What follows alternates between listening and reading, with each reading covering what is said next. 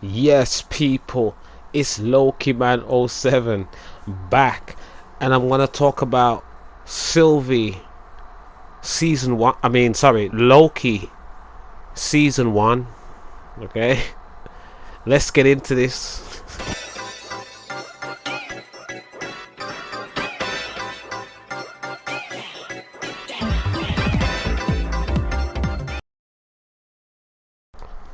Look, so obviously, I've had this YouTube channel for a hot minute. Okay, this YouTube channel has always been called Loki Man '07. Okay, because Loki. Okay, been a fan of Loki for a very long time. So like way before the MCU. Okay, one of my favorite villains. But um, listen, as soon as I heard this TV show was happening, I was involved. Okay, after Endgame, I didn't think I would get into Marvel and stuff like that. I thought, yeah, okay, we're done. But WandaVision got me interested, and then obviously I'm going to watch the Loki TV show, and because WandaVision was interesting, I ended up watching Falcon and Winter Soldier, and now here we are. Okay, here we are. But uh, but where do we start? Right, so everything was done well. The introduction to the show was done well. Okay, um, they've set up Doctor Strange perfectly. They've set up Antman perfectly. We we know that Kang the Conqueror is in Antman. Okay, and then we also know that Doctor Strange is called Multiverse of Madness. Loki has set up everything, right? And then at the end of the show, right? At the very end, we're not going to talk about everything that happened in the show. You should have watched it, or why you're watching this, right? So at the end, Loki is still from his original timeline, but the TVA that he's gone back to is random. Like different events has happened, right? The statue at the end is of Kang, not these fake timekeepers. Mobius has no idea who Loki is, right? So in season 2, right, Loki is going to be within the confines of the TVA, but his memories are going to be outside of the confines of the TVA. It's going to be of the old TVA. This is going to be interesting.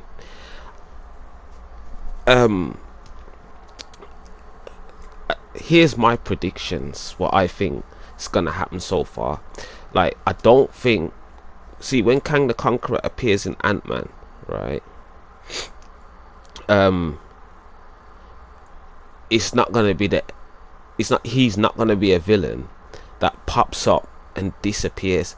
He's going to be like Thanos. Okay, he's going to be a massive problem going forward, massive problem, right? Probably leading up to the events of the 5th Avengers movie, where they're going to have to go in on this Kang the Conqueror and his variants. That is going to be interesting. The effects of all these branching timelines. Okay, how I think what's going to happen is certain variations is going to overlap. Okay, so, and this overlap is going to happen. We're going to be witnessing this overlap on our side, right? So you got Spider-Man Far From Home gonna happen, and you can see how Far From Home is gonna happen. Like all of these timelines, right? What the MCU is gonna be able to do is just grab a character, whether it's original or from something else, and just throw it into our, so we can watch, right? And it's all gonna be explained, right? For example, I don't know if this is going to happen or not, but just say for example they want to hold on to Ryan Reynolds as Deadpool. They can just grab, like, yeah, we're going to put this version of Deadpool, we want that version of Deadpool to continue in the MCU. They've got any excuse, any excuse that can just happen, right? The only way that gets complicated is negotiating deals themselves, but within the mythos, right, that can just happen, okay, right, and it will be fine, okay. And the first time you're going to see that happen is in Spider-Man, because we already know Spider-Man, like, they got Doc Ock from Spider-Man 2, he's going to be in Spider-Man Far From Home, digitally de-aged. We already know these things have been leaked, and X and Y. Oh, now you see how that's going to happen. Now you see, like, anything can happen. And also spot that there's always these young people popping up in these TV shows, right? You got Kid Loki, okay, you got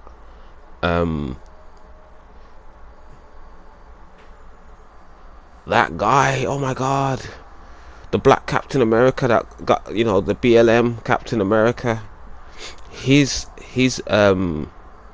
grandson, and then you got Wanda's children. They're all gonna be the young Avengers, right? Like, it's happening, like, and just like Wanda's children, right?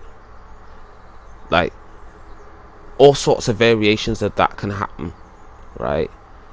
And Wanda is the nexus being, they all set this up so those kids can actually exist now, okay, right? We're gonna see how Wanda responds, because she's gonna be in Doctor Strange, okay, she's gonna be in Doctor Strange, so she's gonna be involved in this multiversal war, and she's going to be able to get another version of her kids, probably the versions that she created, because her branched timeline of creating those kids is going to exist. There's no TVA, right? Which kind of buffs the WandaVision ending, right? Yeah, clock those things. So basically what I mean is that there are the event that Wanda created in WandaVision now also has many other variations, right? To a point where these when she heard her kids, she could probably sense them in another timeline, or it could be the world that she created actually has its own timeline itself. So it gets a bit weird, but you know, we'll see what they do with that, because those kids seem to exist independently of her now, okay. So but they'll simplify that to some degree, but yes, so just the things that the show has set up is just awesome. Then you have Sylvie herself, okay. Well, this is her show, okay. And I'll get into that later, right? But like, what's gonna happen with her? She obviously still exists, and she exists in this point in time. So just like when Loki got sent back to the TVA, right? It's not the same TVA, right? Nothing is the same now. Nothing is the same. It's gonna start affecting everything. But Sylvie is in this point of time where she is not affected, and what is in that castle, okay. So as you can see, when they went to the castle, Miss Minutes is just in the castle in free time. It looks like an old castle, but you gotta remember, this He Who Remains guy, the technology that that castle has within it would probably make Tony Stark blush, let me tell you, because it's Kang the Conqueror. Kang the Conqueror is a human being. Okay, it's the technology that makes him a real problem. So what is Sylvie gonna do? What she's gonna discover? What is her destiny from this point? Like, one thing that's gonna be a guarantee is that she's gonna come across Loki again when, you know, season 2 happens. It's gonna happen, but what's she gonna be doing? Like, is she gonna try and control the timeline herself? You know how everybody was theorizing that at the end of the time there would probably be another Loki or Loki variant. Well, she's now the Loki variant at the end of the timeline, Queen Loki. Okay, right, that is a probability. And the way she was so invincible, I can see that happening. Okay, I can see that happening. But yeah, in the end, she was the better Loki. Okay, right, and we're going to discuss this aspect of the show as well. Okay, so all that stuff, aside, the show itself was really well done. Okay, right, as I've said multiple times. But Loki, the character itself, has been handled quite weirdly in the MCU. Okay, so you got the first 2 movies he appears in, where he's pretty much Loki as you would expect, recreated, right? But the Loki character was very popular. I'd say probably the first 3 movies he appears in, Dark World as well, even though, you know, people don't really like that movie. But after those first 3 movies, Loki just, well, he didn't appear much anyway. But when he did appear, yeah, he went from, like, you know, a reasonably high level, you know, somebody you'd take it a bit seriously, to like a Saturday morning cartoon villain. Okay, and then also when it comes to Loki's power level, what he's capable of, Loki is a very powerful villain in Marvel Comics, right?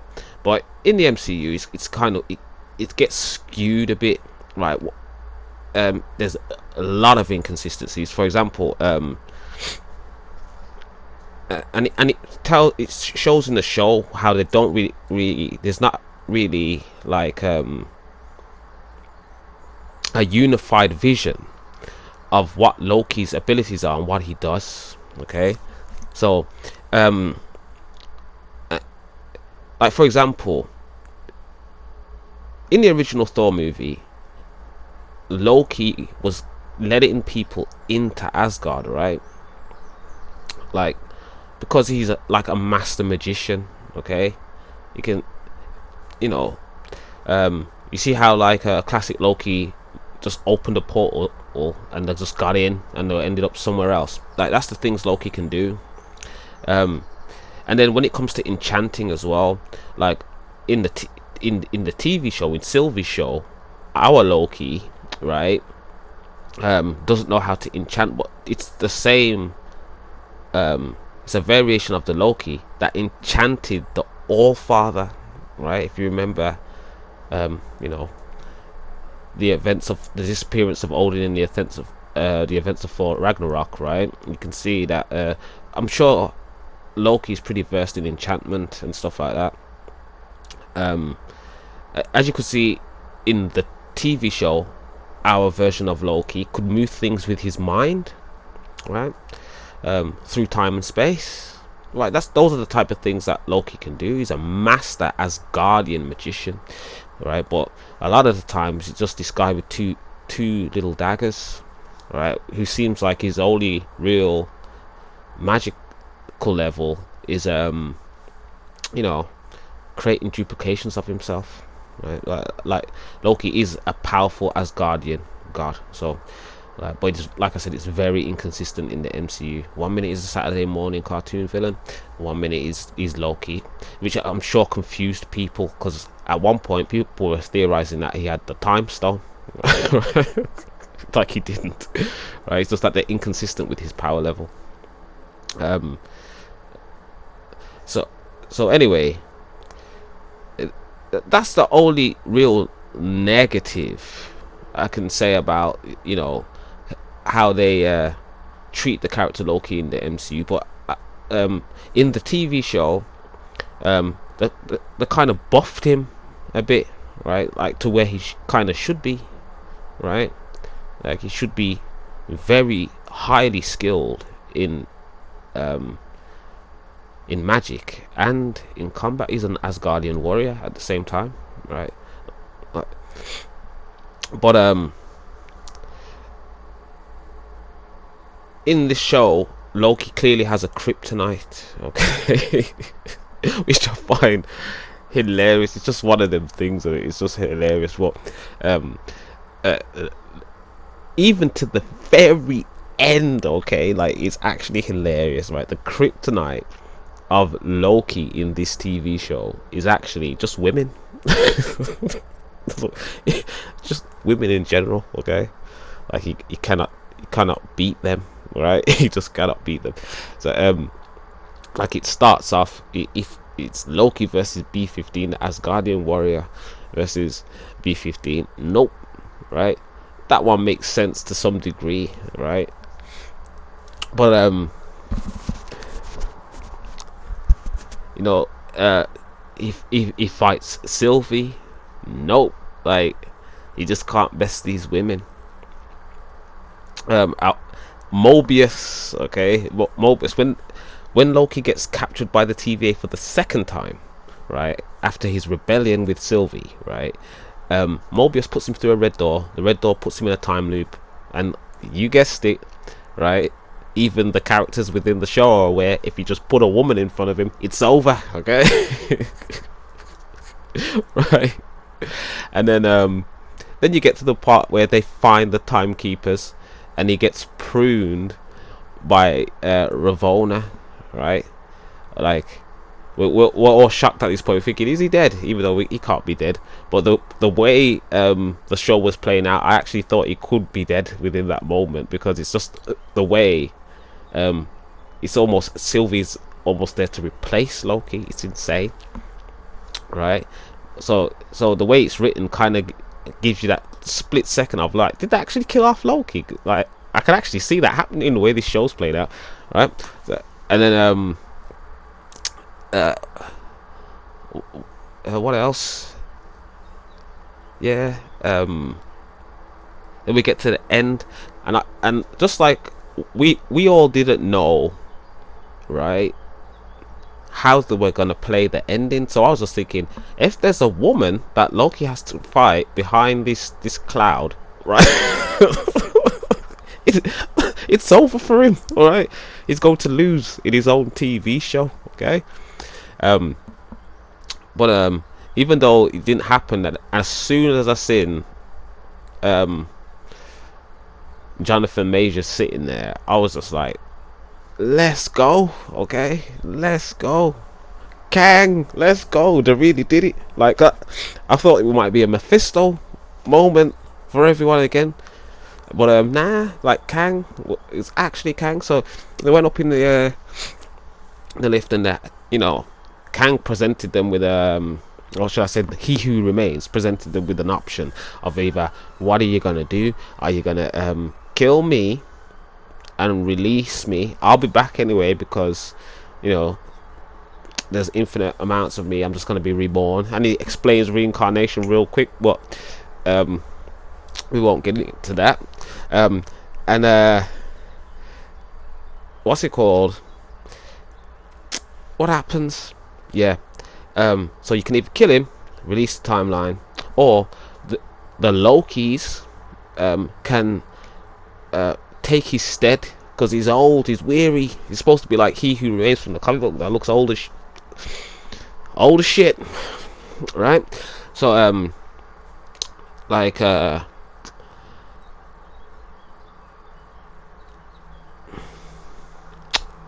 yeah, our Loki, male Loki, is thinking, yo, he sees the danger in this man straight away, just like when he saw Hela in Thor Ragnarok, right? He just knew, yo, I can see what's happening here. This guy is insane. Like, we need to like contain him. Sylvie, um, of course, she's a female Loki, so she really is the agent of chaos. Okay, she really did. Right, so she's for chaos, and she unleashes the chaos. So, and then Sylvie and Loki start fighting. Okay, right, and I thought to myself, oh, okay, Loki, it's over. Okay, it's like, it's a woman. In this exchange, you are going to lose. Okay, kryptonite, like Superman fighting physical kryptonite, but the kryptonite is sentient. It's like that. Like, it's like Superman versus sentient kryptonite. It's over. Right? So obviously Loki has, like, Loki holds that L, like that L real quick, right? But it's written really well, because um it's true to masculinity, in a sense, isn't it? Like, men are weak to women, right? Right. So that moment that happened between Loki and the female version of himself, to Loki, he's already become the dreamer, like a male. You get me? He's already become the dreamer. He's thinking, oh, let us rule this timeline together. You get me? That's what he's really thinking. You get me? He's like, yeah, me and you, don't, you know. He just wants to make sure she's okay while he's watching over her. Yeah, he's already in love mode, and she's like, yeah, you know.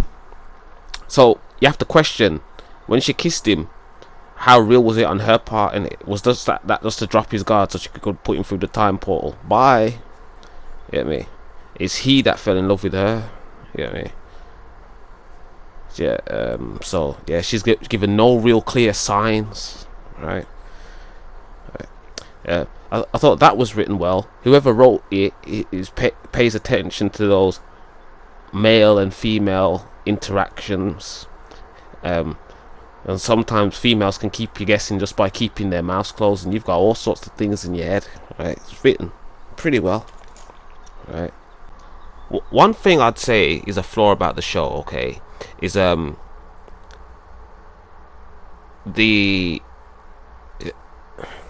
okay, so you got Ravonna Renslayer, right, or Judge Renslayer, and you've got Sylvie, right,